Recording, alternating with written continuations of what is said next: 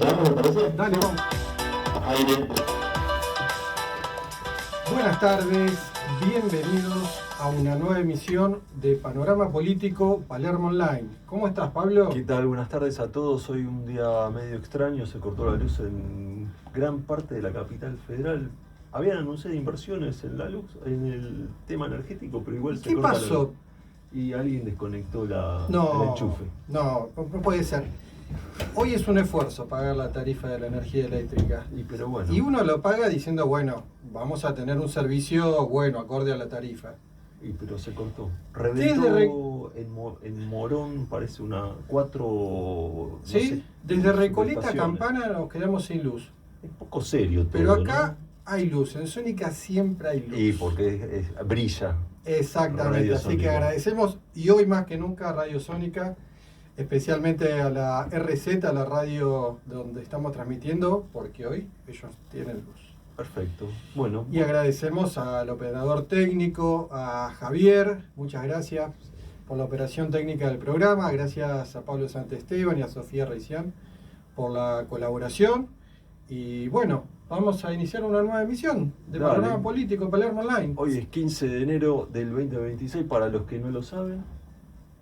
Es importante la fecha, ¿no? Es muy importante, muy importante. Espérame que acá vamos a hacer un cambiecito con esto, porque mientras contarles a la audiencia, ¿qué buscamos en Panorama Político Palermo Online? Bueno, este es un programa que trata de reivindicar a la política como herramienta de transformación social, porque no hay otra manera en las democracias occidentales de resolver las problemáticas, por ejemplo, de mejorar el tema energético, mejorar el tema de la economía, mejorar el tema de la sociedad civil. Y bueno, la democracia requiere política, y todo lo que se pueda ayudar a mejorar la política, entendiendo como esta herramienta, bueno, hay que trabajarla. Sin duda, la verdad que no nos imaginamos otra manera de mejorar la situación que no sea con más y mejor política. Porque la otra alternativa, que sería el gobierno de China, el Partido Comunista Chino, y elige uno y todos los demás O una obedecen. monarquía, Como la de Luis XIV. y puede ser, yo no la ¿Quién viví. sería Luis? O Luis XVI me suena los... No, Luis XIV, el rey Sol. Los muebles fue de... el único rey del mundo que fue padre de 4 reyes. Ajá, mirá. El rey de reyes. Mirá. No, pero no me imagino en nuestro sistema democrático otra manera de mejorar las cosas que no sea con más y mejor política. Así que los partidos políticos tienen que darse la tarea de mejorar sus propuestas. Igual vienen bastante atrasados porque no hay gente joven, digamos, tienen que laburar mucho más. Hablando de gente joven, hoy vamos a entrevistar a un concejal de Río Tercero bastante joven. El Río Tercero fue donde explotó Explotó el arsenal, de esa fabricaciones base... militares. Exactamente. Nunca hubo un detenido. Me parece que hubo condenas. Ahora le vamos a preguntar A ver, Pedro, vamos a ver qué pasó. Ahí cómo venimos con Pedro. En un minutito ya lo tenemos. En cualquier momento lo tenemos. Y bueno, sí, como decía Pablo, hoy es en la ciudad de Buenos Aires, primero un día bastante agobiante en materia de calor. Hay pronosticado lluvia, pero ni una gota hasta ahora. Nada, solo las gotas del aire acondicionado. Y nos quedamos sin luz. Bueno, por suerte a nosotros no nos afectó, a Pablo sí, a mí no, pero realmente eso es muy condicionante En el momento que se cortó en el barrio de Palermo, por ejemplo, toda la calle Dorrego, desde Corrientes hasta Cabildo o Santa Fe, no había luz en ningún lado. ¿Y los semáforos? Todo cortado. Es más, las obras en construcción tenían ahí colgadas las cosas, viste, que tienen esas grúas. Claro, Todo quedó ahí a medio de camino. Según el encargado de mi edificio, volvió la luz en algunos sectores de Palermo. Sí, a mí también ya me informaron que volvió la luz, así que, pero bueno, si querés vamos avanzando con alguna de las notas que tenemos para hoy. ¿Querés avanzar vos o puedo. ya estamos ahí con Pedro?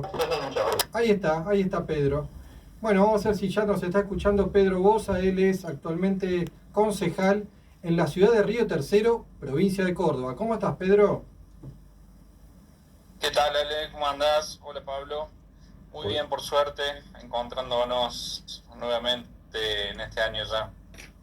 Bien, bueno, gracias por comunicarte, por poder comunicarte. Habíamos quedado la semana pasada, tuviste una dificultad en materia de salud, no pudiste salir al aire. Y bueno, nada, ahí queríamos conversar con vos, Pedro. Nosotros somos un programa netamente de política y la verdad es que intentamos reflejar la realidad de todo el país, aunque vivimos en Ciudad de Buenos Aires y además los medios se ocupan mucho de Ciudad de Buenos Aires y el AMBA y bastante menos del resto de las provincias. Por eso, contanos, Pedro, ¿cómo está hoy la situación en tu ciudad? Aunque, mira, recién hablábamos, y ahora ya te estamos viendo, además de escucharte. Recién hablábamos con Pablo. Río Tercero es conocida fundamentalmente por el estallido de la base de la Fuerza Aérea o de fábricas militares, de fabricaciones militares. Fue un atentado generado por el Estado Nacional.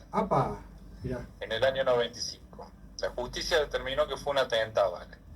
¿Y hoy condenados? Estuvo a punto de sentarse en el banquillo el expresidente Carlos Menem.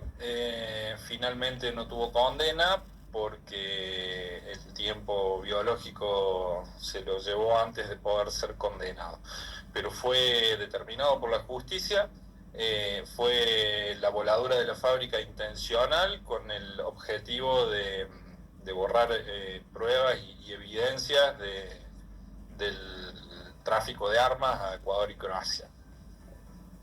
¿Pablo? Así que históricamente para nosotros no haber podido llegar a ver la condena del expresidente Menem en nuestra sociedad, la verdad que nos deja un sabor amargo en cuanto a los tiempos de justicia, ¿no? Pero bueno, efectivamente fue un atentado. La sociedad civil, ¿cómo quedó después de ese tremendo atentado que nosotros lo vimos en ese momento solamente por televisión, que decía que volaban por todos lados granadas, misiles, cosas que... ¿Cómo fue?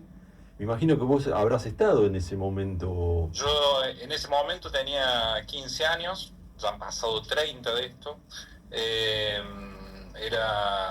Estaba en la escuela, la verdad que fue todo muy trágico, fue como estar inmerso en una guerra, de sentir las ondas expansivas de las explosiones, los proyectiles cayendo, todo destruido, el griterío, tengo el recuerdo del griterío de los pasillos de la escuela con todos los vidrios rotos. La verdad que fue muy traumático para la sociedad de Río Tercero. Cobró vidas, lamentablemente. Hubo 7 víctimas fatales y un sinnúmero de heridos. ¿Hubo indemnizaciones por todo eso o también el Estado se corrió y se hizo el bobo? Hubo en lo inmediato una indemnización, no una indemnización, sino un resarcimiento por daños materiales, pero hay una mega causa por un reclamo de casi 12.000 vecinos, 11.000 y pico de vecinos de nuestra ciudad, que no tienen todavía el día de hoy efectuado el resarcimiento económico por los daños morales y que ha generado esto. Hay una ley del Estado Nacional en donde habilita a que se pague lo que corresponde en indemnizaciones para los que han reclamado.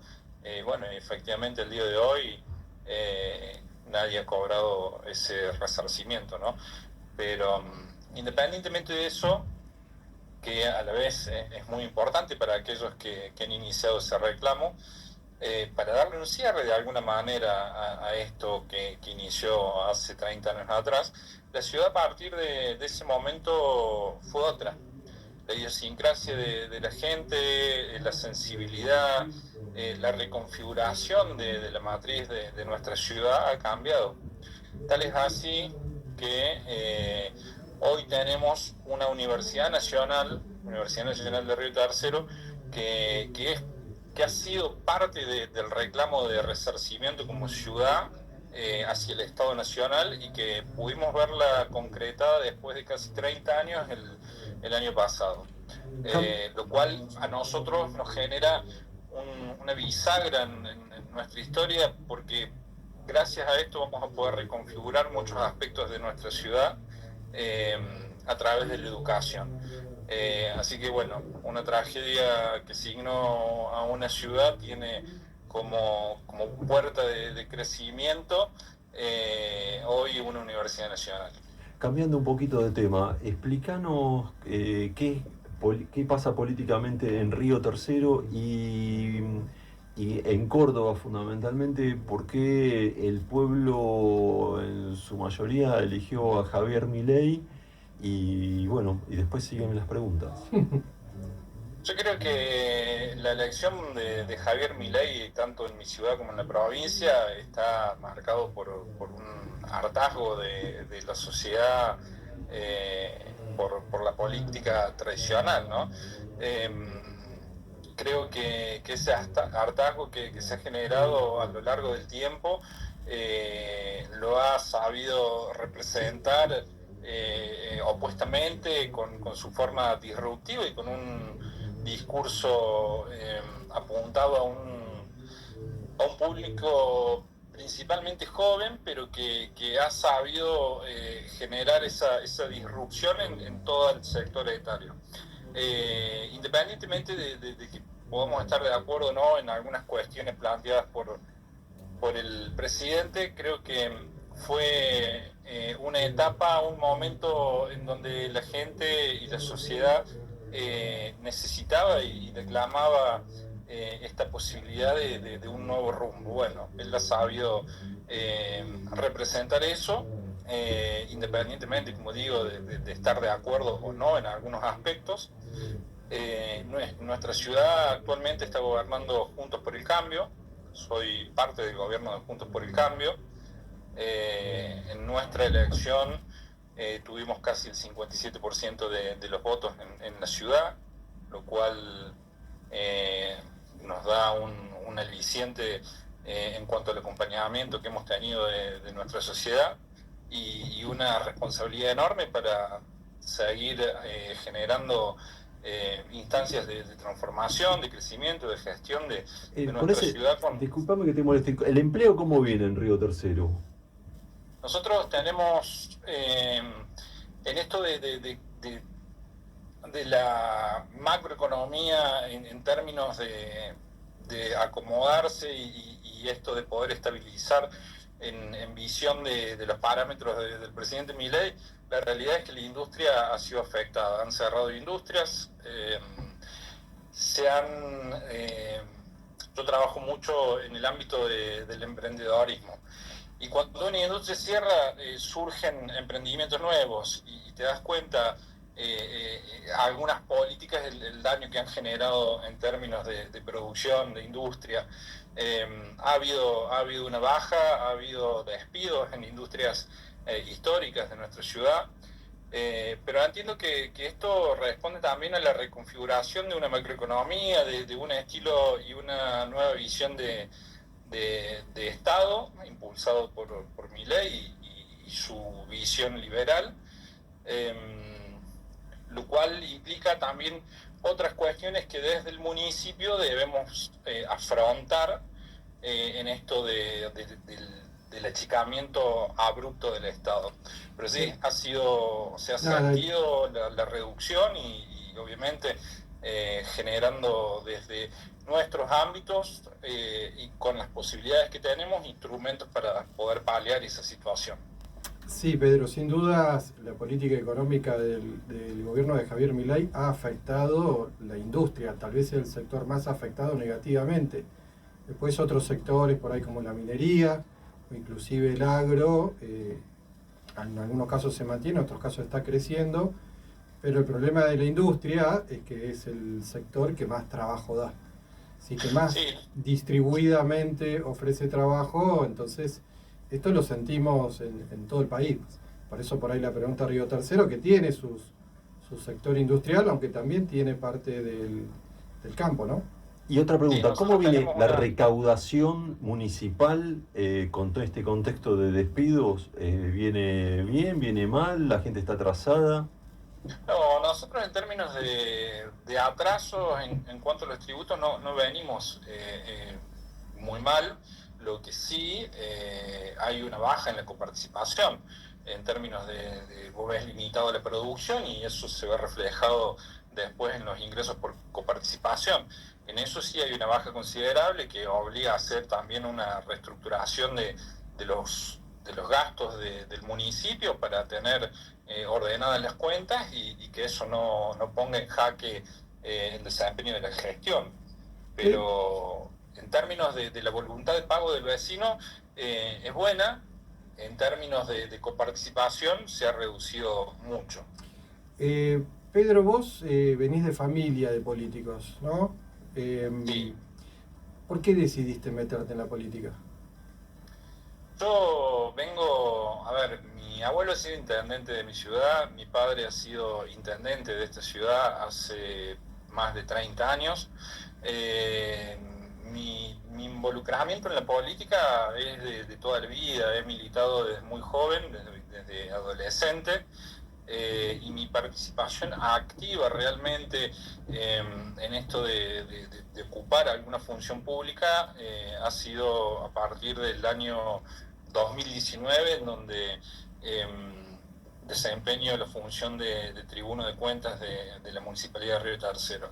Pero mi participación en política viene asignada por un gen que ha sido alimentado en mi casa a través de mi familia, a través de mi abuelo, de mi padre, en esto de poder involucrarse en la vida institucional de la ciudad, en ese compromiso de saber y amar a nuestra ciudad y quererla y tratar de generar siempre una visión de mejoría y dejar y devolver también en alguna instancia lo que nuestra ciudad nos ha brindado a lo largo del tiempo, ¿no? Pero hay un compromiso familiar, mi familia siempre ha estado involucrada en esto de la vida institucional de la ciudad, y no solamente desde la política, ¿no? Hemos sido por ahí partícipes de la fundación de algunas instituciones, miembros activos de algunas otras, de ONG, y siempre con este espíritu de proyectar una ciudad cada vez mejor. ¿Hablo? Juntos por el Cambio, ¿cómo está ahí en Río Tercero? ¿Cómo es una multipartidaria que quedó conformada por qué sectores? Porque en la capital eso se rompió y en otras provincias también. Es como algo, como una joyita que les quedó. La configuración que tenemos de Juntos por el Cambio viene del año 2023, que tuvimos nuestras elecciones locales y la alianza estuvo conformada por la UCR. Nuestro intendente actual es presidente de la UCR de Córdoba, por el Frente Cívico y por el PRO al cual yo pertenezco. Esa conformación en términos del bloque parlamentario sigue en pie, sigue ordenada y venimos trabajando en conjunto ordenadamente en este transitar de la gestión. ¿Y cómo ves el futuro de esa agrupación, de esa coalición? Hoy hay una, como decía Pablo, hoy hay una reorganización, una reconfiguración de los partidos políticos. Han implosionado, Juntos por el Cambio ha implosionado en líneas generales y algunos se han ido hacia la Libertad Avanza, otros, bueno. Yo creo, Ale, que desde la disrupción que generó el presidente Milei en el 2023, necesariamente tiene que haber una reconfiguración de lo que son los partidos políticos. Los partidos políticos han dejado de representar a mucha gente y son el instrumento de la institución democrática. Entonces digo, es momento para poder tener una mirada fría, real y que pueda adaptar los partidos políticos a la realidad actual de las personas y que no sean un espacio de pocos, sino que tengan la apertura, que tengan la visión de futuro, que tengan la empatía con la sociedad para poder volver a ser representantes de las voces y de las ideas de mucha gente que han quedado olvidadas por muchas estructuras. Yo, en lo personal, En las elecciones legislativas nacionales del año pasado fui candidato a diputado nacional por mi partido en la provincia de Córdoba.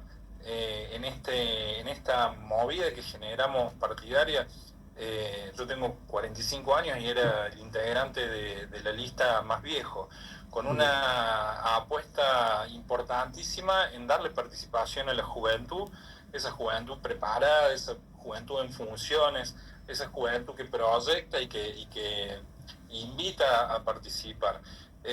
Obviamente existieron algunas trabas y demás por esto del estigma por ahí que se le tienen a los jóvenes. Y digo, nosotros que, al menos yo, que no me considero un viejo de la política, pero a la vez tengo algunos años de experiencia, digo, es obligación también de parte nuestra como dirigentes de formar y abrir puertas para que las nuevas camadas nos puedan representar en el futuro.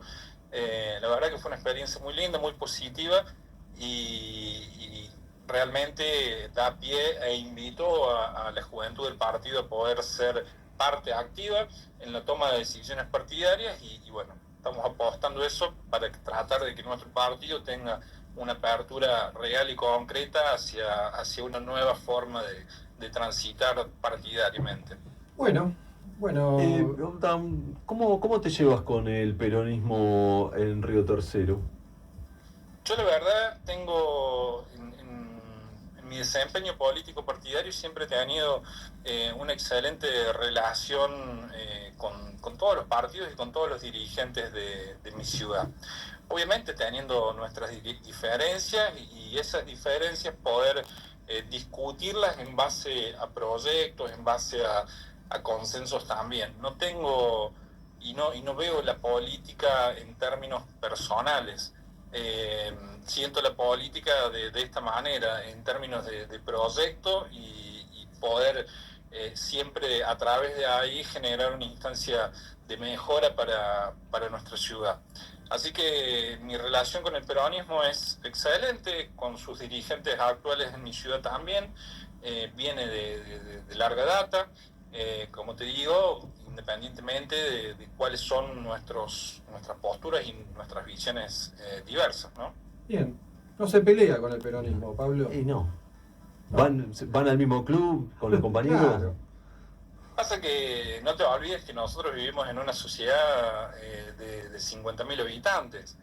Yo salgo de la puerta de mi casa y mi vecino es un dirigente de otro partido y voy al supermercado y me encuentro con otra gente y eso acá no va a pelear en términos personales, como te digo. Compartimos instituciones, compartimos eventos, compartimos muchos espacios que la vida diaria de ciudad pequeña nos invitan a unirnos en algunas cuestiones. Discutimos otras tantas cuestiones políticas y las seguiremos discutiendo.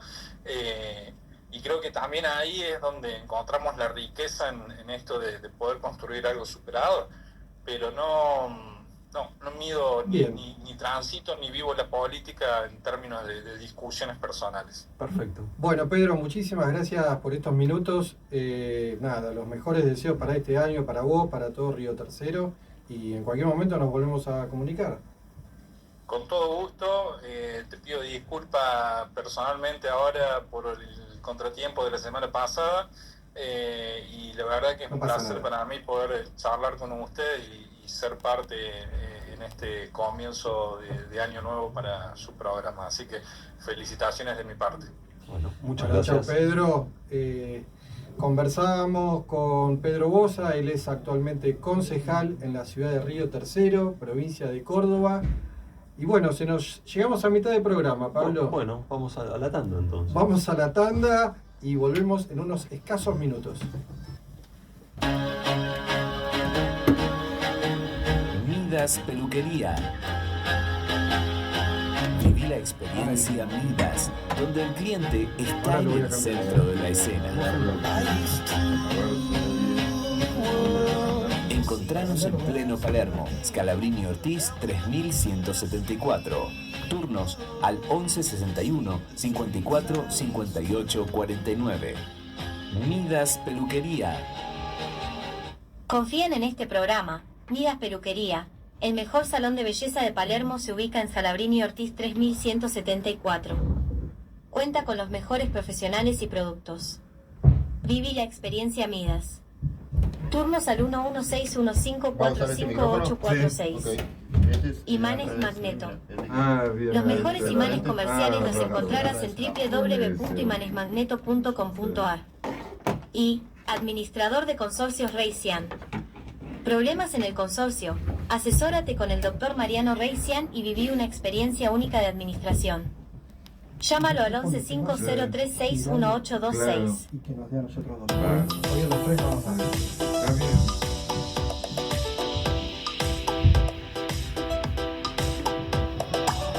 ¿Esperamos? Venga. Aire. Bueno, luego de nuestros auspiciantes a los cuales agradecemos profundamente, rápidamente los mencionamos: Midas Peluquería, Imanes Magneto y la administración de consorcios del doctor Mariano Reisian. Bueno, y hoy tenemos un debut en el programa, Pablo. Y sí, Pero qué alegría, al fin este programa tiene un valor agregado. Parte del equipo se animó a ahora estar delante de las cámaras, porque siempre está detrás de las cámaras. exacto, está muchos tiempos detrás en los controles. Así que gracias, Pablo Santesteban.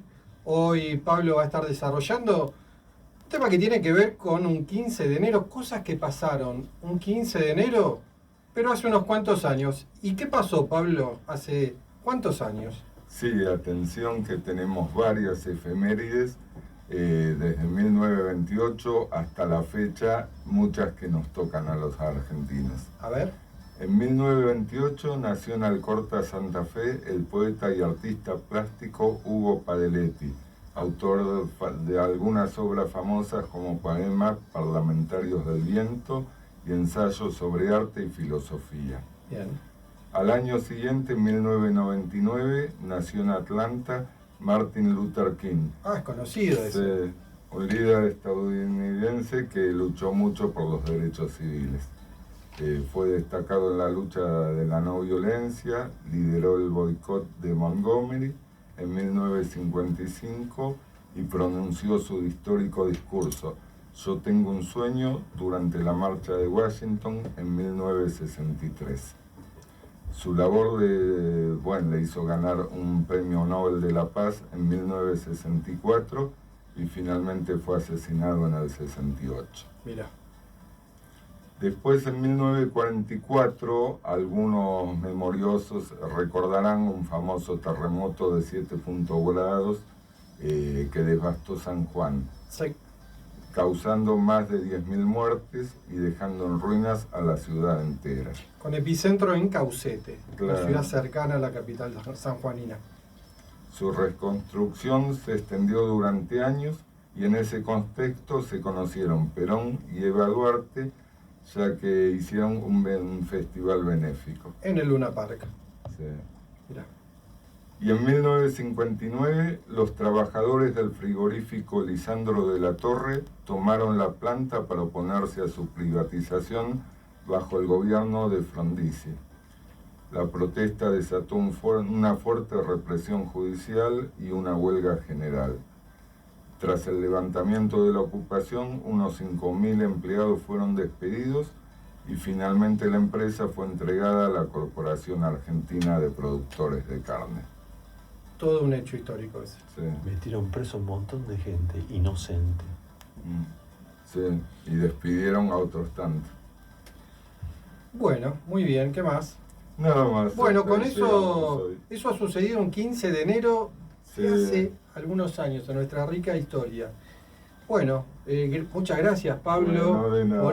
por este momento, por este recordatorio. Y bueno, Pablo, si te parece, porque el otro día estuvimos hablando mucho de política internacional, ¿no? Exacto. ¿Y qué pasó? ¿Se enfrió todo? No se enfrió nada.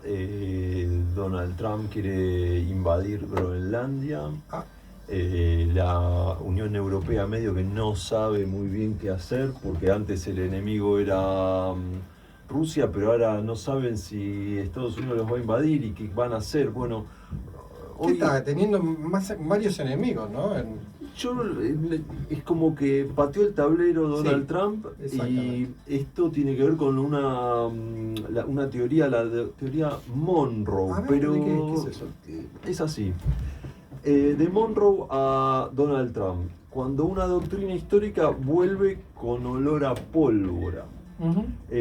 América para los americanos. Pero esta es una frase de 1823 del presidente James Monroe, que le habló al mundo, sobre todo a Europa. Les dijo algo simple y contundente: el continente americano no estaba más en venta. Hay que ver en 1823, es la misma época de la revolución en Argentina. Claro, en 1810 la Revolución de Mayo y Bueno, Estados Unidos era en ese momento muy joven, recién estaba naciendo como país como en 1776, pero ya pensaba en grande. La doctrina Monroe en su origen fue presentada como un mensaje de defensa, sin colonización europea, sin guerras importadas, sin injerencias externas.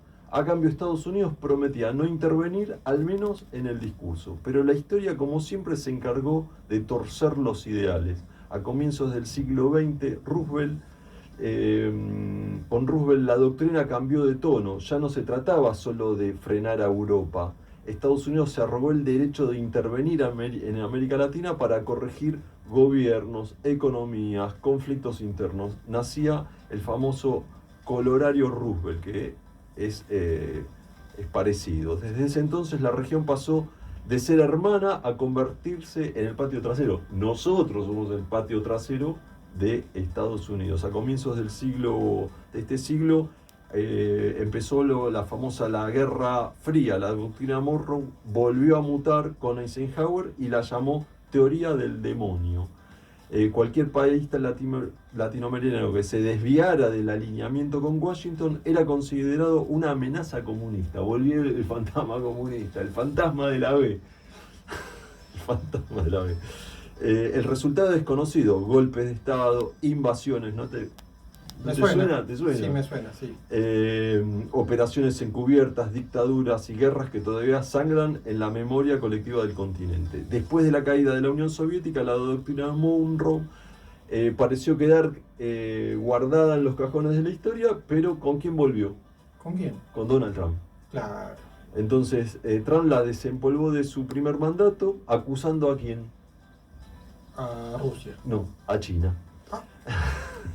De meterse en el patio trasero de Estados Unidos. Viste que pusieron un puerto acá, una torre allá. Lo más interesante es que a mí siempre hay algo que no me cierra del gobierno de Milei, que es esto, y que para toda la audiencia parece que es normal. Uno va al supermercado y el 90% de los productos manufactureros son de China. Es decir, Sí. la gente ahorra en dólares, Sí. pero todos esos dólares terminan en China. Cuando debería uno comprarse la Solstar norteamericana, uno compra la Solstar china. Es medio raro. Está llegando un buque, el buque más grande, de una flota de los más grandes del mundo, con 5.000 autos chinos. ¿Y qué van a decir las fábricas? Eléctricos, híbridos y por un valor bastante económico. ¿Sabes cuánto vale fabricar un auto de estos híbridos en China? El costo, $3.000. Mirá, ¿Cuánto lo venden acá? y no sé, acá Entre creo, 25.000 a bueno, 30.000. estos que vienen por $16.000. Y bueno, fíjate que hoy un auto 0 kilómetro naftero está arriba de entre 25.000 y 33.000 de la gama más baja. Sí. ¿Qué hacemos con Y va a China? ser difícil, ¿no? Va a ser difícil competirle a China en esos términos. Lo raro es que Milei habla con Estados Unidos, pero la plata, Sí, los sí. dólares van a China. Sí, de hecho no lo tengo para leer, para contar, pero diputados de la Libertad Avanza han hecho un viaje a China, pago por China, y fueron a visitar China. Y, Decía, sí, y pero- fueron a comer y a chupar gratis. No, bueno, porque parte de los vínculos internacionales que tiene que tener un país es las relaciones comerciales. Digo, si China es el país con mayor cantidad de habitantes del mundo, es una potencia mundial. Es la segunda, camina a ser la primera. Entonces, en esta etapa de la teoría Monroe que Sí. aplica a Estados Unidos, que significa, si no estás de acuerdo, te secuestro y te llevo a Estados Unidos. La veo difícil. ¿Pensás que lo van a liberar a Maduro? Yo creo que por ahora no. ¿O directamente Maduro se fue a Estados Unidos No, puede porque haber, los dejó pagando por todo el petróleo que le debe a China? No creo que sea por eso. Me parece que se lo llevaron de Venezuela para poder condicionar al gobierno actual venezolano y dar una señal también A todos. al resto del mundo, Inclusive especialmente Sudamérica. a los europeos. Pero mientras se estén dando las cosas que ellos pretenden que se den, que es el comercio con Estados Unidos, el petróleo y demás, tal vez el día de mañana... Viste que también tenía lo la liberen. intención de invadir Irán.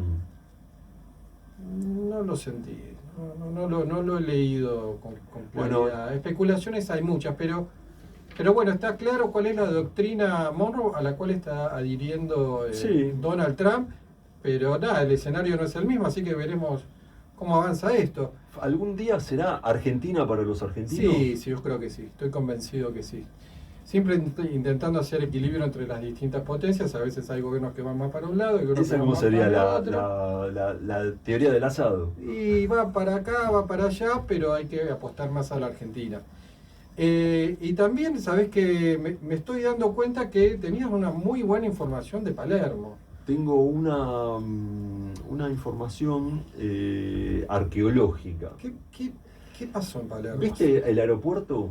Sí, el Aeroparque Jorge Newbery. El Aeroparque Jorge Sí. Newbery. Bueno, la vamos a llamar la arqueología del ocio popular en la costanera de Palermo entre los años 1945 y 1946. Mira, Antes del boarding pass, antes del free shop, antes de los vuelos low cost y de las pantallas LED, hubo agua marrón del Río de la Plata, filtrada, contenida, domesticada para el disfrute colectivo, donde hoy se alinean autos de alquiler, taxis, apurados, turistas con valijas esas rígidas. Existió una de las obras más desmesuradas, democráticas y hoy casi borradas de la ciudad de Buenos Aires. ¿Qué Vos es? sabés ¿Qué que fue? hubo una pileta pública de, ¿sabés cuánto medía?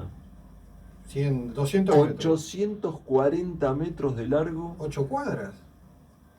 Sí. ¿Y cuánto de ancho? 80 metros Bueno. de 80 metros de ancho. Una cuadra de ancho y 8 de largo. Una profundidad de 1,20 pensada para familias.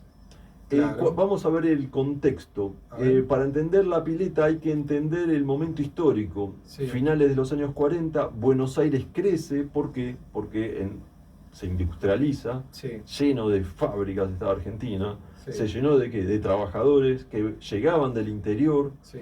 El verano apretaba, el río estaba ahí, pero no siempre era accesible ni seguro. Entonces el Estado, con Juan Domingo Perón, Perón dice, vamos a hacer una pileta. Una pileta para... Entonces para todo público. le proponen una pileta olímpica. Y dice, no, Claro. vamos a hacer una pileta de 800... Y bajita, 40. que no se me ahogue nadie tampoco. Sí. Entonces arman esta pileta que es una... Pero estuvimos en donde está la pista del aeroparque o ahí tuvimos una pileta.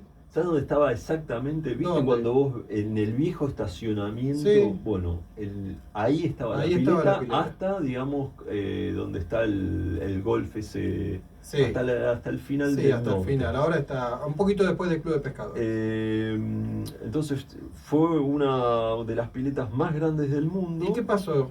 No, después... ¿Qué pasó? Después vino Aeroparque. Decidieron el... No, después se lo tiraron abajo porque vino otro gobierno antiperonista y lo primero que hizo fue destruir la pileta pública. Era pública, vos podías ir a cualquier hora inclusive. Ujú. Era algo maravilloso, no sé si se ven las imágenes. Ahí están las imágenes. Es más, estaba hecha mirá, para trampolín también. sí, para ver los aviones salir, una cosa a lo peronista. Ujú. Para todos, gratis. Hoy Bueno. de todas esas piletas quedó con esta misma onda la pileta del Cadete en el Parque Manuel Belgrano, que está en la otra punta del aeroparque. Exactamente. Así que la ubicación era tan insólita como fascinante. La pileta se construyó pegada a la cabecera norte del aeroparque, cuando el aeroparque todavía era una promesa más de un monstruo logístico. Y bueno, gracias por traer del recuerdo, del Ya. cajón de los recuerdos, esta pileta, esta construcción. majestuosa, inmensa. Inmensa, una cosa de locos. Que bueno, fue parte de nuestra historia, especialmente de la historia palermitana.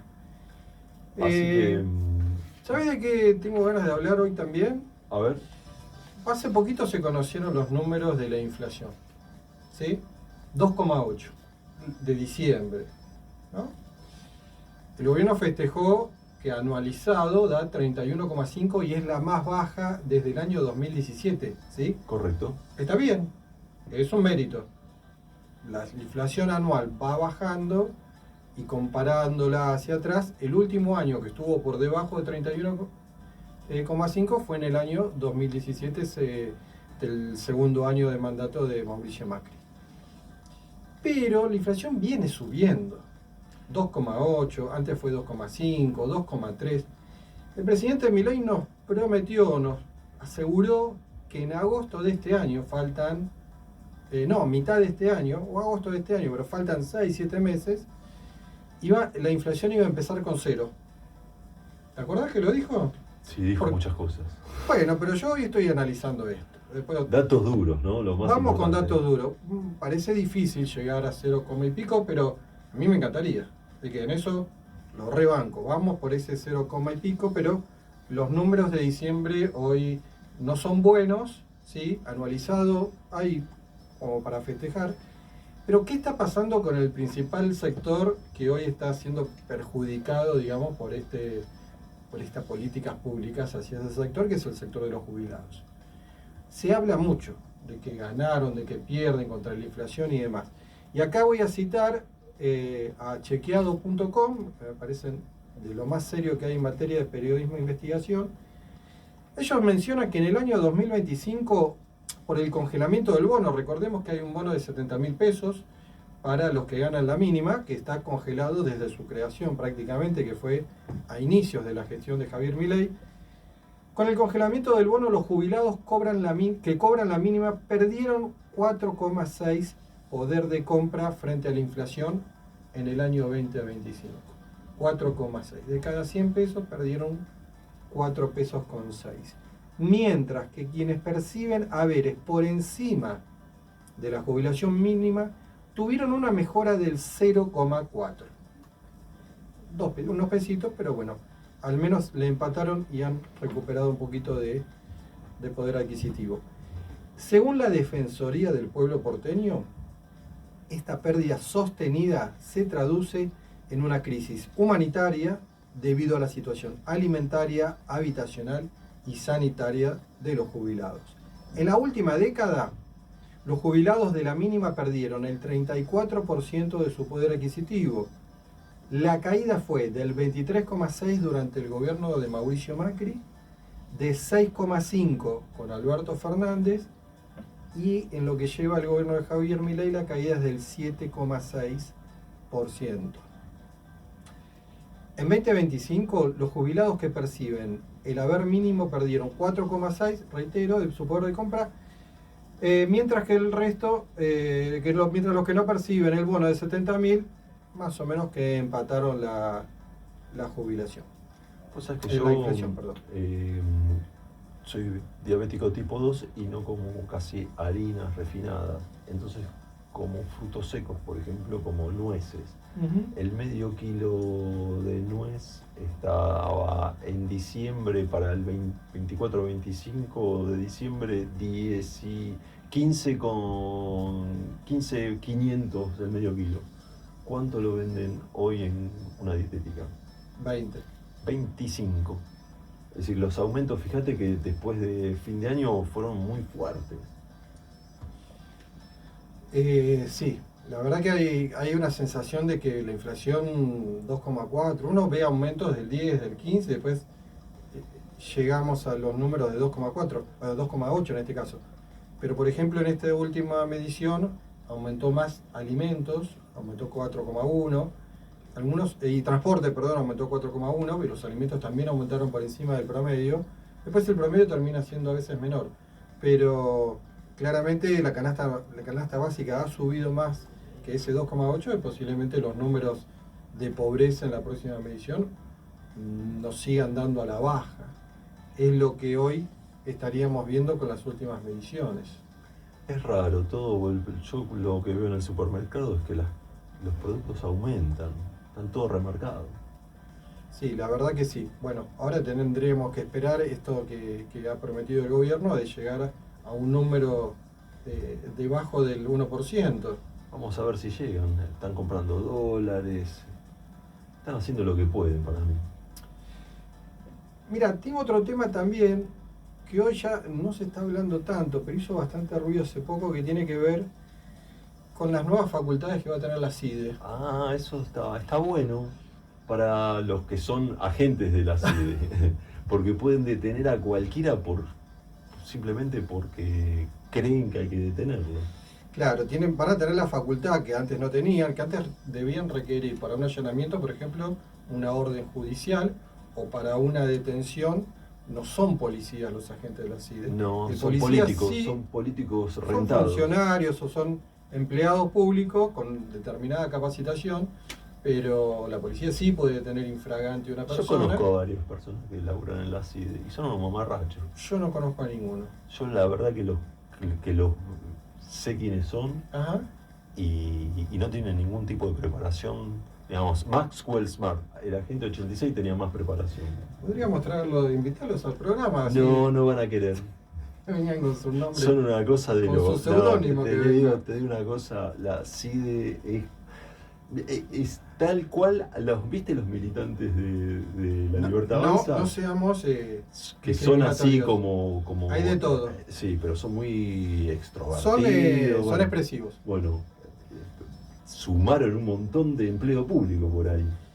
Vamos a ver precisamente qué pasó con esto. El presidente Javier Milei dictó un decreto que habilita a los espías a aprehender personas no solo en casos de flagrancia, que es cuando una persona es sorprendida cometiendo un delito o por pedido de un juez, sino también en el marco de actividades de inteligencia. Diversos especialistas plantean que esta reforma requiere la intervención del Congreso, ya que legislaría sobre materia penal y que el DNU no define con claridad qué se consideran actividades de inteligencia. ¿Y qué sería, por ejemplo, una actividad de inteligencia? No sé, ¿Pensar por ejemplo, diferente? no sé, ir a tomar una clase en la UBA sería una actividad de inteligencia para... Puede ser, porque esta O gente es alguna actividad. para mí el gobierno de la Libertad Avanza con Patricia Bullrich, estas son personas muy paranoicas. Bueno, yo creo que más allá de las personas, ¿no? Hay un área de inteligencia que tiene todo Estado y hay un marco legal que le da condiciones, que le da restricciones y potestades. Vamos a analizar este DNU. El decreto ya fue judicializado por el Centro de Estudios Legales y Sociales, el CELS, el de Berbisky, entre otros organismos, ¿no? Y es criticado por diferentes organizaciones, entre ellas el Foro de Estudios sobre la Administración de Justicia, FORES. Yo creo que algunos se va a comer la cana y tarde o temprano después esos que se comieron la cana fuera de la justicia van a iniciarle demandas al Estado y nos va a salir más caro. El presidente Javier Milei modificó a través de un decreto de necesidad de urgencia publicado por el Boletín en el día 2 de enero de este año la Ley de Inteligencia Nacional. Reformó incluso cuestiones que este gobierno ya había introducido mediante otro decreto en el año 2024 y adelantó que se está trabajando en una reforma integral más profunda que deberá ser debatida por el Congreso. Ahí sí. La reforma del sistema de inteligencia nacional era urgente debido al complejo contexto internacional que se está viviendo. Ejemplo de ello es la captura del principal dictador de la región y todas sus potenciales repercusiones, que ocurrió tan solo un día después de la publicación de este decreto, dejando muy en claro que no se podía esperar a las sesiones ordinarias del mes de marzo, explicó la CIDE en un comunicado en X en respuesta a la nota del diario La Nación que era crítica. ¿Van a buscar a los responsables de los incendios ahí en el Epuyén? El DNU otorga a los espías del Servicio de Inteligencia la facultad de aprender personas en determinados contextos. Es uno de los aspectos más cuestionados y debatidos por esta iniciativa. Es tipo las SS de Adolfo Hitler, porque te detienen sin orden judicial, es muy parecido.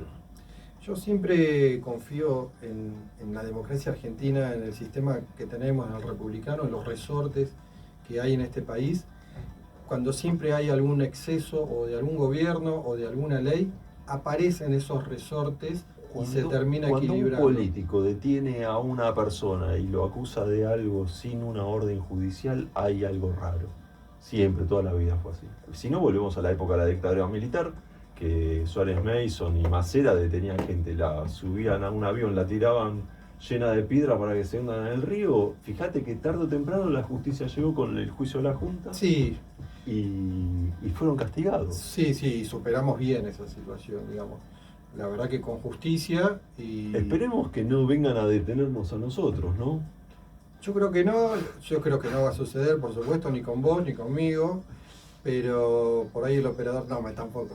Se equivoca en un botón y toca, aprieta y la bomba atómica. Me parece que bueno, son gobiernos que por ahí tienen una impronta donde buscan fortalecer algún tipo, algunos medios, en este caso de inteligencia y demás, pero después se va equilibrando, no llega a ser en Argentina, siempre hay muchas críticas, es una ley completamente paranoica, loca, que no guarda relación con la democracia. El tema pasa porque cuando no funcionan los actuales métodos a la hora de investigar y demás, y la gente está harta, digamos, de las injusticias, empieza a dar crédito para que alguno venga con alguna solución mágica, ¿sí? Pero no es el camino. No es el camino. Es lo mismo, podemos hacer la transición a los problemas que están ahí en la frontera entre Pinamar y Cariló, que es una propiedad privada donde los autitos van a jugar a los autochocadores, que una de estas autos eléctricos, una 4x4, chocaron y lastimaron gravemente a un nene de 8 años. Ahora, el padre no sabía que estaba jugando con la vida del hijo, el de la camioneta no sabía que subiendo al Médano se iba a estrellar con otro. Si está lleno de... A ver. Es la noticia de los primeros días de enero, choque de cuatriciclos, pero lastimados, chocan todos los días, muertos, hay antecedentes variados, todos los veranos respecto de estas situaciones en este lugar que se llama La Frontera, y pareciera que no tomamos conciencia. Bueno, digo, me sumo porque todo tipo de personas van, a mí nunca se me ocurriría hacer esa actividad, pero no se explica por qué ponerse en riesgo en lugares donde no están dadas las condiciones. Y por ejemplo, la CIDE no los va a detener a los padres por hacer... Pero ahí no es necesario, ahí necesariamente va a haber alguien posiblemente intervenga. El intendente de Pinamar y Cariló nos hacen cargo. Se trata de las fuerzas accidente... políticas nos hacen cargo de legislar sobre una propiedad privada. Yo tengo la solución para resolver ese conflicto de un momento a otro. Uy, te veo duro, a ver cuál es. Generarle al dueño de esa propiedad privada el costo penal de todos los accidentes que produzca, porque aparte ni el seguro te cubre en un lugar que es privado. Bueno, llegamos al final del programa. Mira, a mí me quedó en el tintero... Pero no vamos a llegar, A ver, faltan 15 segundos, lo dejamos para el próximo programa. Agradecemos a Javier, el operador técnico de la radio. Muchas gracias, Pablo Rubín, por acompañarme en la conducción. Muchas gracias, Alejandro Pérez. Y nos vemos, y muchas gracias a quienes nos estuvieron mirando, escuchando y acompañando. Los invitamos a que el próximo jueves, 18 horas, nos sigan acompañando por aquí, por la RZ. Vamos.